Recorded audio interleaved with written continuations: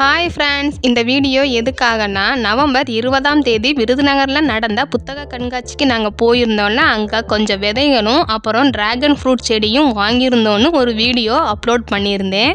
அந்த dragon fruit செடியை பற்றி தான் இப்போ பார்க்க போகிறோம். செடி என்னமோ பந்தாவா வாங்கிட்டு வந்துட்டோம். ஆனால் அதை கொண்டு வந்து நட்டு வைக்க முடியாமல் வீட்டில் இருந்த ஒரு தொட்டியில் தான் தற்சமயம் ஊனி வச்சுருந்தேன்.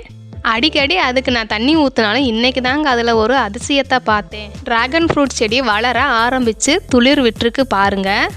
அதே மாதிரி இந்த பக்கம் கீழேயுமே இப்போ தான் துளிர் விட ஆரம்பிக்குது. நல்லா கிளியராக காட்டுறேன் பாருங்கள்.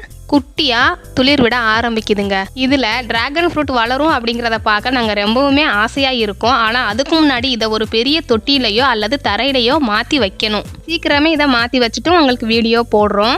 இது எங்களோட மாடிப்படியில் இருக்கக்கூடிய குட்டி டெரஸ் கார்டனுங்க. முதல் தொட்டியில் பெரண்டையும், ரெண்டாவது தொட்டியில் நாகக்கத்தாலையும் இந்த டிராகன் ஃப்ரூட் செடியும் ஊனி வச்சிருக்கேன். ஒரு அழுகுன தக்காளியை இதில் நான் போட்டதால் கொஞ்சம் தக்காளி செடியும் முளைக்குது. இந்த பாட் வந்து புதினா அல்லது வெந்தயக்கீரை வளர்க்கலான்னு சொல்லி ரெடி பண்ணி வச்சுருக்கேன். இது 4வது பாட்டுங்க.